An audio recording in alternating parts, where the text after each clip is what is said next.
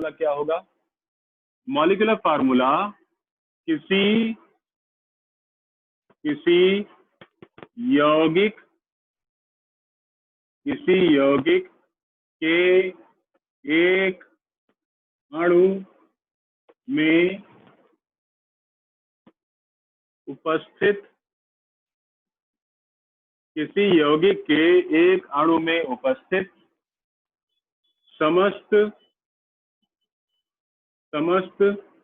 समस्त तत्वों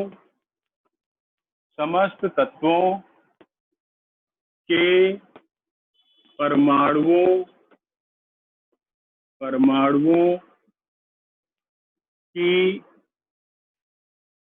परमाणुओं की वास्तविक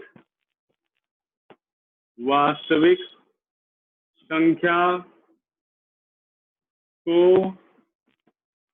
व्यक्त करता है। ठीक है, फिर से समझ लीजिए। किसी यौगिक के एक अणु में उपस्थित समस्त तत्वों के परमाणुओं की वास्तविक संख्या को व्यक्त करता है। ठीक है, कौन? आणविक सूत्र। ठीक है नीलाक्षी? यस क्या है सर। बेटा? अच्छा, इसका उदाहरण देख लो। जैसे हमने कहा H2O। ठीक है, तो H2O क्या हो गया?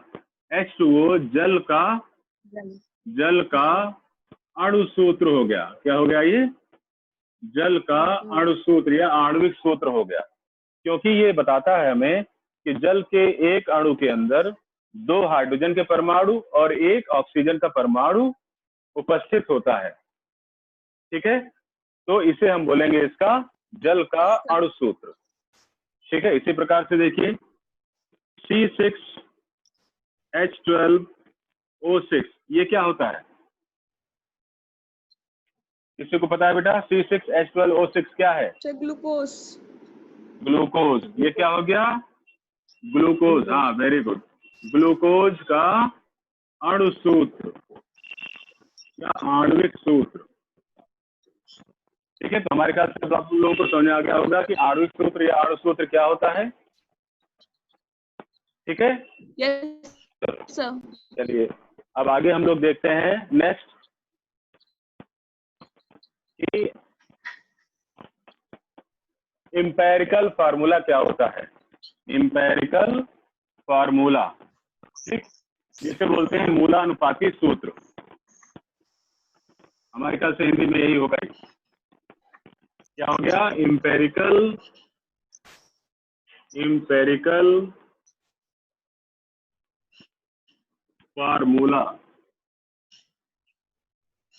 फार्मूला, जिसे हिंदी में बोलेंगे मूलानुपाती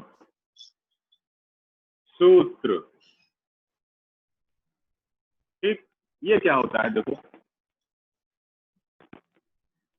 किसी यौगिक का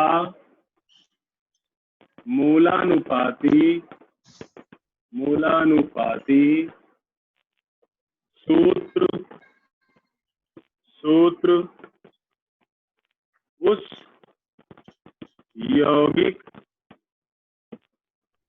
यौगिक के एक अणु में उपस्थित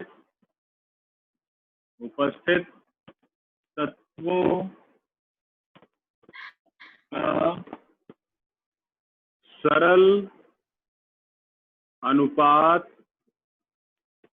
सरल अनुपात होता है। फिर से समझिए बेटा, क्या होता है ये? किसी यौगिक का मूलानुपाती सूत्र उस यौगिक के एक अणु में उपस्थित तत्वों का सरल अनुपात होता है। ठीक, बात समझ आई बेटा? कितने लोगों को समझ आया? कुछ नहीं समझ आया? ठीक है, किसी को कुछ नहीं समझ आया? देखो क्या होता है। जैसे हमने कहा, हमने ले लिया ग्लूकोज C6H12O6, तो यहाँ पर ये ग्लूकोज के अणु में उपस्थित कार्बन, हाइड्रोजन और ऑक्सीजन के वास्तविक परमाणुओं की संख्या को बता रहा है। तो ये इसका क्या हो गया? ये हो गया इसका मॉलिक्यूलर फार्मूला, यानी कि इसका अणु सूत्र। ठीक। अब अगर हम यहाँ कार्बन, हाइड्रोजन और ऑक्सीजन का एक सरल अनुपात ज्ञात कर लें, कैसे ज्ञात करेंगे? इस पूरे को हम 6 से भाग दे दें, तो 6 से भाग देने पर क्या बचेगा? 1 कार्बन, 2 हाइड्रोजन और 1 ऑक्सीजन। क्या बचा? 1 कार्बन, 2 हाइड्रोजन और 1 ऑक्सीजन। तो ये क्या हो गया? कार्बन, हाइड्रोजन और ऑक्सीजन का सरल अनुपात हो गया ग्लूकोज के एक अणु के अंदर।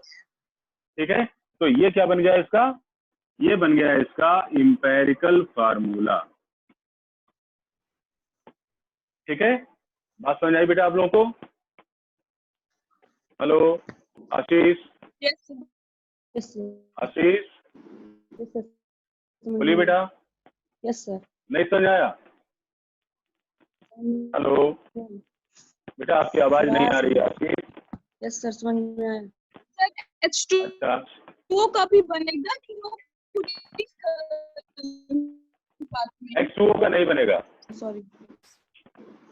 Shivam, hello Shivam, Shivam yes sir. Unmute करिए बेटा, बताइए आपको समझ आया ये? आ गया ये समझ में कि एम्पिरिकल फार्मूला और मॉलिक्यूलर फार्मूला में क्या अंतर होता है? Yes sir. अच्छा ठीक है। Yes, sir. अगर हम एक दूसरा कंपाउंड लें, बेंजीन C6H6, क्या ये बेंजीन का मॉलिक्यूलर फार्मूला, तो इसका एम्पिरिकल फार्मूला क्या होगा? जिससे पूछेंगे वो बताएगा। एम्पिरिकल फार्मूला इसका बताइए। मॉलिक्यूलर फार्मूला बेंजीन का होगा, बेंजीन का एम्पिरिकल फार्मूला। आशीष बताइए बेटा। CH. बेंजीन CH, बहुत अच्छे। ठीक है शिवम, आपको भी समझ आ गया ना कैसे CH हुआ?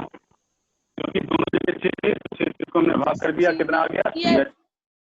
तो इसलिए एम्पिरिकल फार्मूला इसका CH हो गया। 6 से डिवाइड कर देंगे। हाँ, 6 से डिवाइड कर देंगे। ठीक है, तो हमारे ख्याल से सबको समझ आ गया। अच्छा एक और बता दो, चलो तो हमको और ज्यादा यकीन हो जाए कि आप लोग को समझ आ गया। CH3COOH, इसका एम्पिरिकल फार्मूला क्या होगा? बताओ भाई। CH3COOH, इसका एम्पिरिकल फार्मूला देखते हैं कौन पहले निकाल कर बताता है जल्दी से। Sir, हाँ, CH2O. CH2O, very good Ilachi, very good, आपने बहुत सही बताया। ब्लेसिंग। CH2, कार्बन 2 है, हाइड्रोजन सर 4 है। हाँ बोलो बेटा। CH2O. हाँ CH2O, वेरी गुड। ठीक है, आपने भी सही आंसर बताया। तो क्यों होगा ये देखो। CH2O सर होगा। हाँ CH2O होगा। ठीक है, कैसा होगा? जिसको नहीं समझ आया फिर पूछना है। 2 दिख रहा है ना? ये है इसके मॉलिक्यूलर फार्मूले में वास्तविक कार्बन और हाइड्रोजन और ऑक्सीजन की संख्या। अब अगर इन सबको हम CH2O, तो इस तरह से एम्पिरिकल फार्मूला बन गया CH2O। तो नहीं आ रही है। हेलो,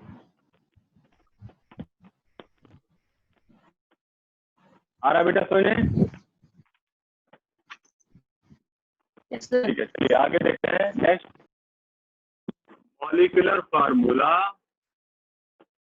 व एम्पिरिकल फार्मूला में संबंध,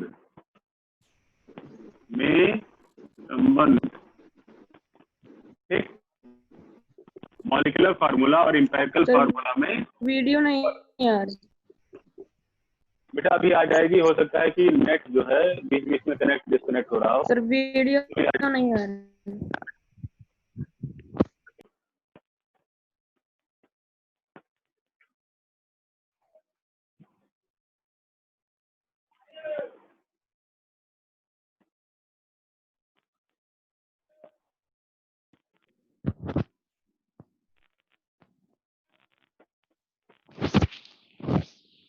अभी आ रही बेटा, देखो यस सर। अभी आने लगी वीडियो। सर। ठीक है, ओके। तो और हमने आपको बताया ना, आप परेशान मत होइए, इसकी हमने रिकॉर्डिंग डाल दी है, रिकॉर्ड हो रहा है ये, और इसको हम यूट्यूब पर अपलोड कर देंगे, तो वहां से आप इसको जब चाहे तब देख सकते हैं। ठीक है, हमारे चैनल पर जाकर उसको सब्सक्राइब करके आप जब चाहेंगे तब देख सकते हैं। आपका चैनल कौन सा है? हम अभी आपको लिंक भेज देंगे, इसी जो आपकी स्कूल वाला व्हाट्सएप है ना, उस पर लिंक भेज देंगे आपको। क्या सर? जो व्हाट्सएप है आपका, व्हाट्सएप ग्रुप है बना हुआ क्लास का ना, उसी पर हम लिंक भेज देंगे अपने चैनल की। तो आपको फिर आगे से तकलीफ नहीं होगी, परेशानी नहीं होगी, कोई भी वीडियो कभी भी देखना होगा तो देख सकते हैं। तो मॉलिक्यूलर फार्मूला और इंपेरिकल फार्मूला में संबंध, अब क्या संबंध है इसके बीच में? मॉलिक्यूलर फार्मूला जो होता है, मॉलिक्यूलर फार्मूला ये बराबर होता है इंपेरिकल फार्मूला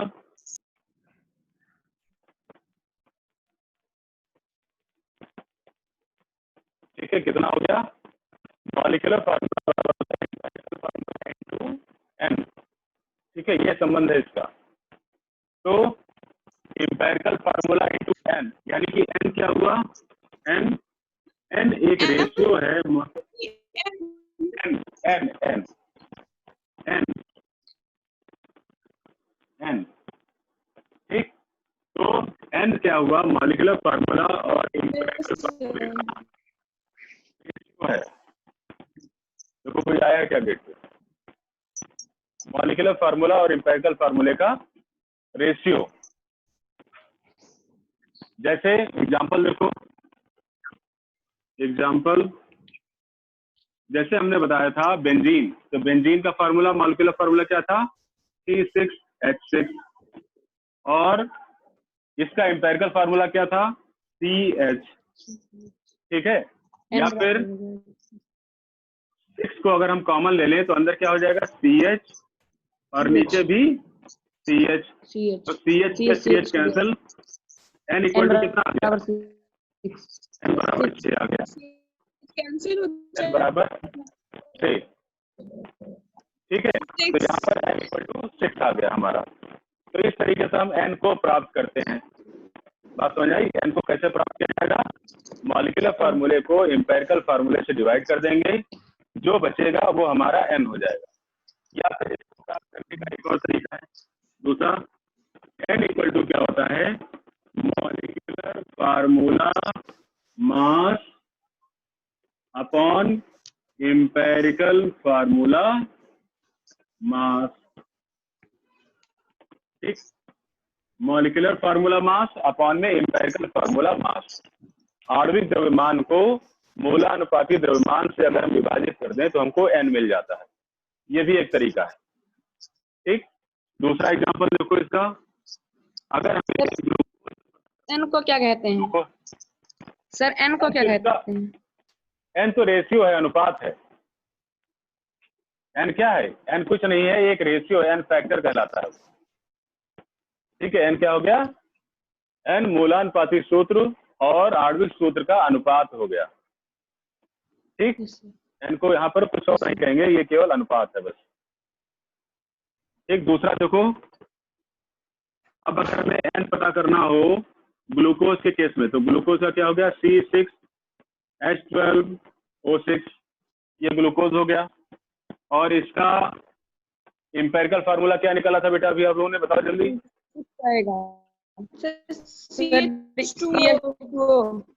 सर इसका आंसर 6 आएगा। सर इसका आंसर 6 है, N बराबर 6। हाँ, N बराबर 6 आया सर। 6 आया, N इक्वल टू 6 6 आएगा सर। कैसे आया? सर 6 कॉमन लेंगे। इस पूरे के अगर हम 6 कॉमन ले लेते हैं तो अंदर क्या बचेगा? 6 हमने CH2O। कॉमन ले लिया, अंदर CH2 आ गया, तो CH2O से CH2O कट गया, बचा यहाँ पर 6। तो इस तरह से हम हर एक में n पता कर सकते हैं। बात समझ आई? Yes sir. है? बहुत अच्छी बात, सबको समझ आ गया। Yes sir. चलो अब आगे देखते हैं कि आगे हम लोगों को क्या करना है भाई। इसमें आगे क्या है? नेक्स्ट टॉपिक आपका परसेंटेज कॉम्पोजिशन हो गया, एम्पिरिकल फार्मूला हो गया। अच्छा, अब यहाँ पर एक जरा क्वेश्चन देखेंगे कि इन सब का यूज हम कैसे करेंगे। ठीक है, एक प्रश्न देखते हैं कि जो अभी आपने पढ़ा empirical formula, molecular formula, percentage ratio, है ना, इन सब का हमको कैसे यहाँ पर एप्लीकेशन क्या है, इसका यूज क्या है। ठीक, देखो एप्लीकेशन क्या है इसकी। क्वेश्चन के माध्यम से देखेंगे हम लोग। कह रहा है किसी यौगिक का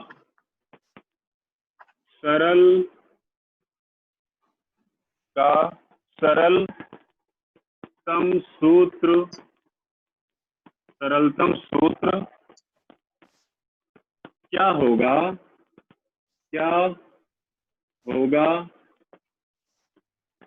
ठीक है, जिसमें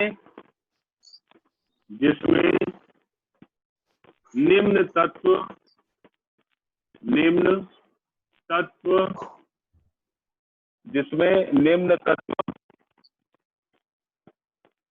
दिए गए प्रतिशत में उपस्थित है। ठीक है, क्या प्रतिशत दिया गया है? इसमें प्रतिशत दिया गया है कार्बन = 80%, हाइड्रोजन 20%, ओके। कितना है? 20% है। इसके बाद क्या है? अभी हम फिर से क्वेश्चन पढ़ देंगे, वो तो बिल्ली आ रही है। और यदि यस आणविक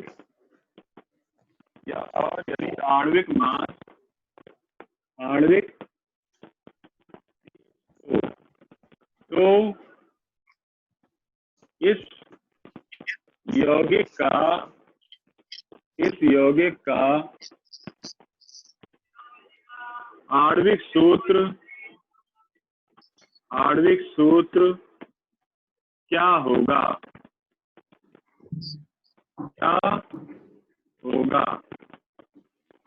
ठीक, ओके। फिर से समझो क्वेश्चन को। क्वेश्चन क्या था? क्वेश्चन क्या कह रहा है? क्वेश्चन कह रहा है किसी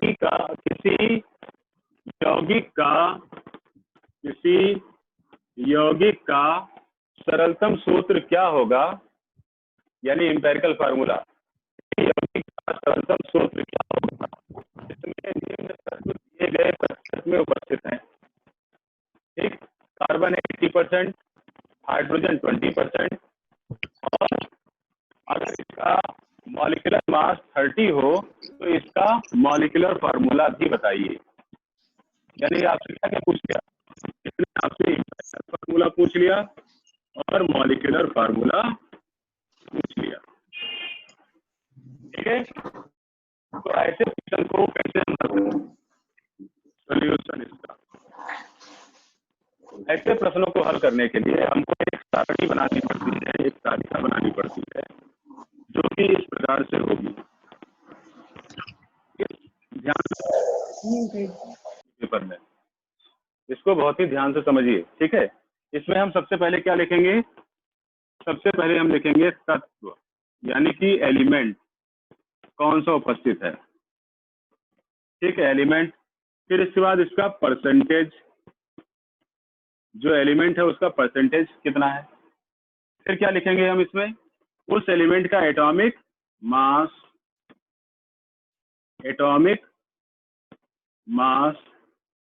ठीक, फिर क्या लिखेंगे? फिर क्या लिखेंगे इसमें हम? Constant in sample. क्या लिखेंगे हम? यानी कि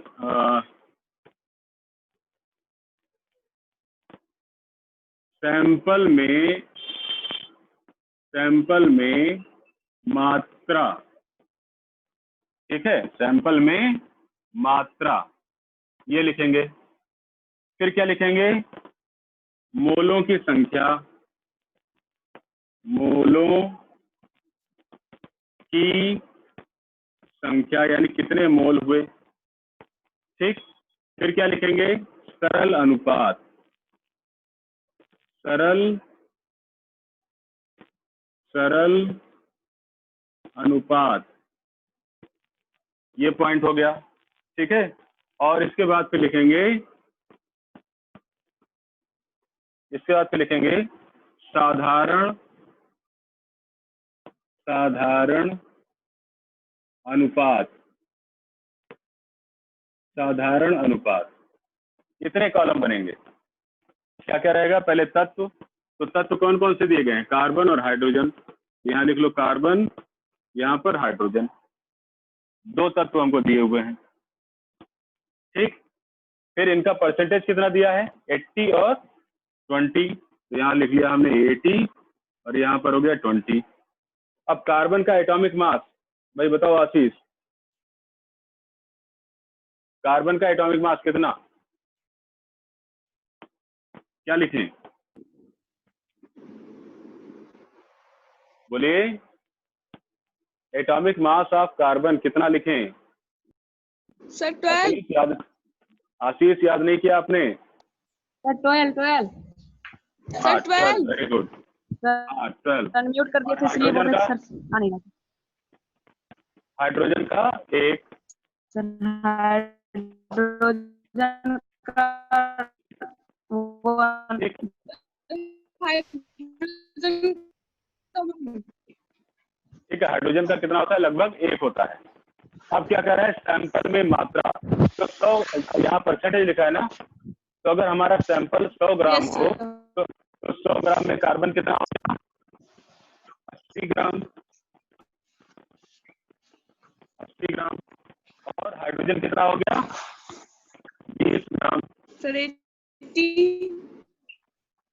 फिर से समझिए, अगर पूरा सैंपल हमारा 100 ग्राम का हो, भाई परसेंटेज से मतलब 1 होता है, अगर पूरा सैंपल हमारा 100 ग्राम का है तो उस 100 ग्राम में 80 ग्राम कार्बन होगा और 20 ग्राम हाइड्रोजन होगा, ठीक है। अब इसके मोल की संख्या निकालने के लिए हम क्या करेंगे? इस मात्रा को इसके डिवाइड कर देंगे, यानी 80 डिवाइडेड बाई 12, ठीक है। मोल की संख्या निकालने के लिए क्या करेंगे? दिया गया द्रव्यमान अपॉन में परमाणु द्रव्यमान, ठीक है। तो कितना हो गया? 80/12 और यहाँ बटे 1, ठीक।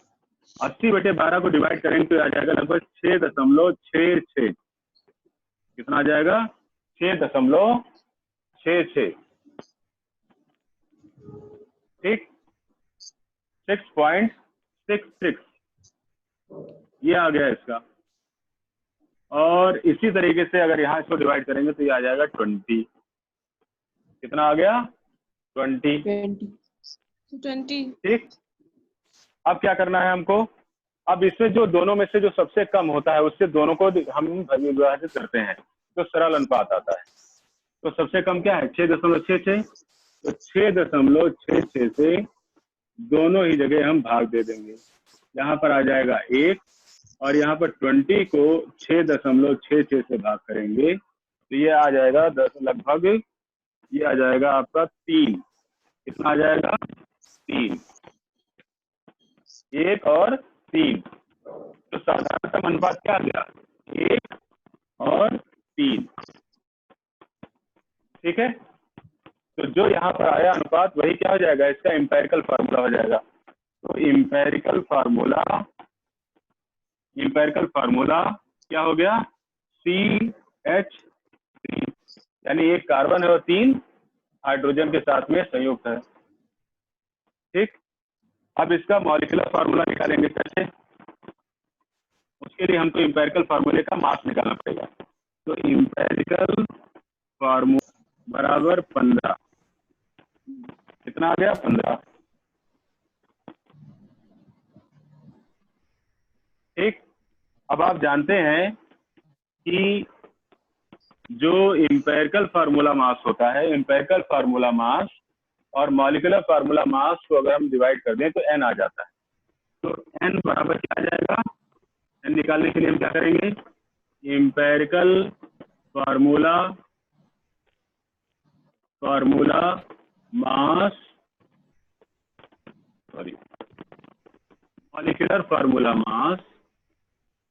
मॉलिक्यूलर फार्मूला मास को डिवाइड कर देंगे इंपेरिकल फार्मूला मास से। ठीक, जब हम इससे इसको डिवाइड कर देंगे, देखो डिवाइड करो, फर्स्ट से इसको मिटा देते हैं, फिर वहां पर लिखेंगे। तो 2 आएगा। ठीक है, डिवाइड कर देते हैं। तो n इक्वल टू कितना आ गया? 20/15 बराबर 2। ठीक, कितना आ गया? 2 आ गया। तो अब मॉलिक्यूलर फार्मूला, वही फार्मूला लगा देंगे। मॉलिक्यूलर फार्मूला बराबर empirical formula into n। Empirical formula था CH3, इसे गुणा कर दिया n से 2 से, तो हो गया C2H6। ये हो गया मॉलिक्यूलर फार्मूला C2H6। तो ये आ गया हमारा आंसर। ठीक, बात समझ आ गई बेटा? कोई कंफ्यूजन हो तो पूछिए, अगर कुछ कंफ्यूजन है तो पूछ सकते हैं। सर 20/6.66 है, तो सर 3 क्यों लिख दिया गया? वो थोड़ा सरल करना था ना। होता है बेटा, अगर हम उसको 6.66 से डिवाइड करते हैं 20 को, तो आ जाएगा हमारे पास 2.8 समथिंग। कितना आएगा? लगभग 20 को हमने डिवाइड कर दिया 6.66 से, तो लगभग आएगा कितना? वो ये आ जाएगा लगभग 2.8। ठीक है, तो कोई भी परमाणु जो होता है 2.8 नहीं होगा। कितना आ रहा है? 3.33। 63, हाँ चलो 3 लगभग आएगा 3.2। तो समझो, अब देखो, अब कोई भी जो परमाणु होता है वो 3.2 नहीं हो सकता है। हमेशा परमाणु जो होता है वो पूर्ण संख्या में होता है, 3 में। हमेशा जो होती है परमाणु की संख्या को हम राउंड ऑफ करके लिखते हैं, दशमलव में नहीं लिखते। ठीक है, इसको हम कभी भी दशमलव में नहीं लिखेंगे, इसको हम राउंड ऑफ कर लेंगे। अगर वो 5 से 0.5 से कम है तो ये वास्तविक संख्या हो जाएगी। अगर 0.5 से ज्यादा है तो एक संख्या उसमें हम बढ़ा लेंगे। बात समझ आई? इसको 3 लिखा गया है। क्लियर है बेटा? हेलो? Yes sir. चलो ठीक है, किसी को कोई डाउट तो नहीं है? Yes sir. Yes sir. अच्छा चलो, एक और प्रश्न देते हैं, उसको करिए। चलिए,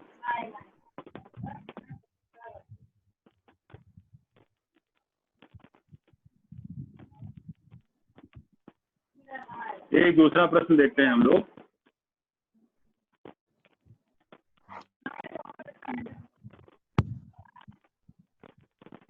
प्रश्न देखो क्या है।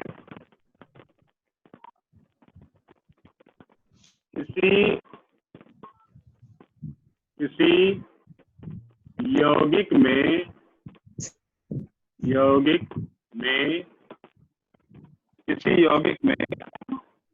कार्बन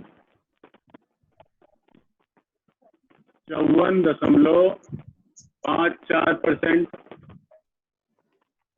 ठीक है, हाइड्रोजन 9.09%। ठीक है।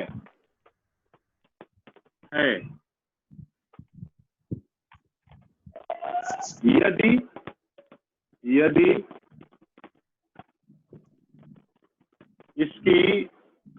इसका वाष्प घनत्व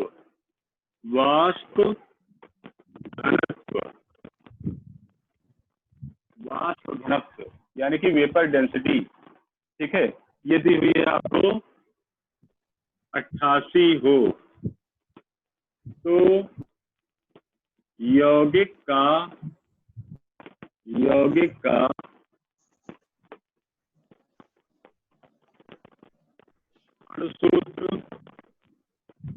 अणुसूत्र क्या होगा? ये प्रश्न है। फिर से प्रश्न सुनिए। किसी यौगिक में कार्बन 54.54%, हाइड्रोजन 9.09% है। यदि इसका वाष्प घनत्व यानी कि वेपर डेंसिटी 88 हो तो यौगिक का अणुसूत्र क्या होगा? ठीक है।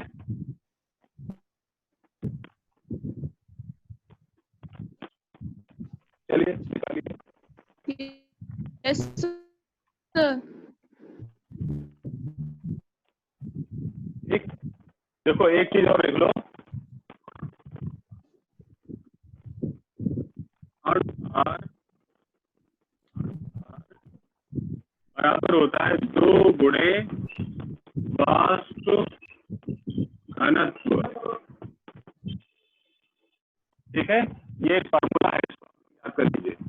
अणुभार बराबर होता है 2 गुणे वाष्प घनत्व। ठीक है, इसका यहाँ पर आपको यूज करना पड़ेगा। चलिए अब निकालिए, इसको करिए बेटा। वैसे ही टेबल बनाकर करेंगे जैसा भी आपको बताया था।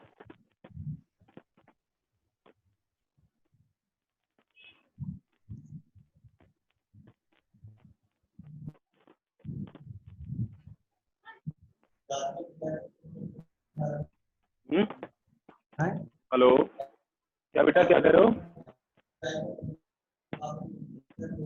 आवाज कट जा रही है बेटा, आवाज कट रही है बार बार। या तो आप चैट करके पूछ लीजिए लिख के,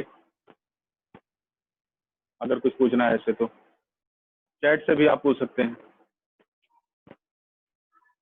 ठीक है, तो टेबल बनानी है हमको। टेबल में सबसे पहले क्या चाहिए? टेबल बनाएंगे। इस टेबल के अंदर सबसे पहले हमको लिखने हैं तत्व यानी कि एलिमेंट। कौन कौन से हैं? कार्बन है, हाइड्रोजन है, क्या है?